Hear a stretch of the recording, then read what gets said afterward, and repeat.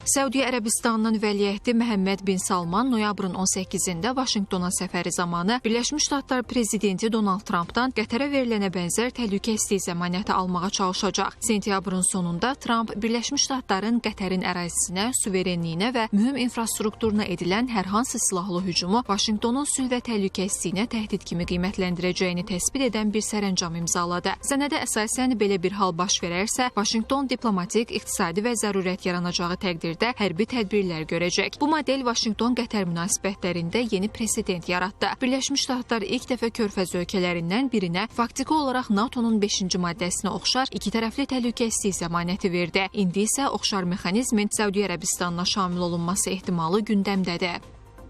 ABŞ-nin Qətərə verdiyi təhlükəsizlik zəmanəti əslində Yaxın Şərqdə son 10 illiklərin ən mühüm strateji sənədlərindən biri hesab olunur. Çünki Vaşinqton ilk dəfə olaraq Körfəz ölkələrindən birinə faktiki olaraq NATO-nun 5-ci maddəsinə bənzər öhdəlik götürdü. Bu addım ABŞ-nin Körfəz siyasətində yeni mərhələdir.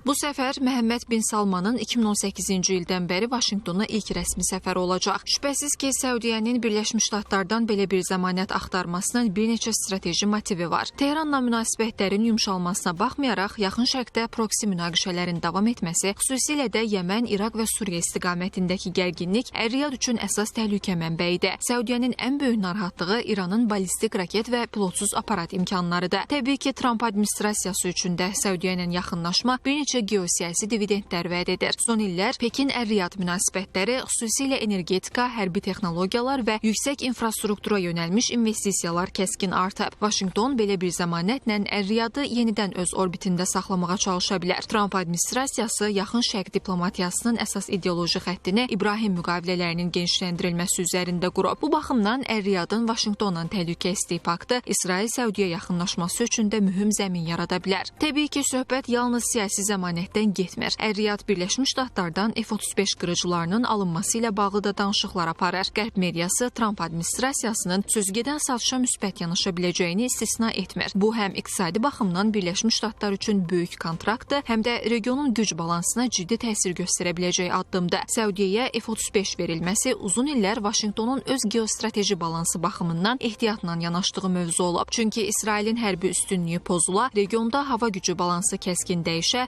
İran-Səudiyyə münasibətlərində yeni silahlanma yarışı başlaya bilər. Lakin Tramp administrasiyasının daha elastik yanaşması vəziyyəti dəyişdirə də bilər. Ekspertlər hesab edir ki, İsrailin razılığı təmin olunsa, bu satış real perspektiv qazana bilər. ABŞ bu sistemləri yalnız dərin siyasi etibara malik tərəfdaşlara verir. Bu tələbin Vaşinqtona səfər ərəfəsində gündəmə gətirilməsi təsadüfi deyil. Səudiyyə F-35 satışını ABŞ-dən istəyəcəyi təhlükəsiz zəmanətin bir parçası kimi görür. Əgər Ər-Riyad F-35 alsa, Birləşmiş Ərəb Əmirlikləri, Qətər və hətta Misir də eyni texnologiyaya iddia edə bilər. Qətər artıq zəmanət alıb. Əgər Səudiyyə Ərəbistanı da əldə edərsə, bu Birləşmiş Ştatların Körfəz siyasətində yeni təhlükəsizlik şəbəkəsinin formalaşması demək olar. Bu isə o mənaya gəlir ki, Tehran Vaşinqtonun regionda belə dərin təhlükəsizlik öhdəliklərinə qarşı kəskin ritorika sərgiləyə və öz nüvə proqramını daha da sürətləndirə bilər.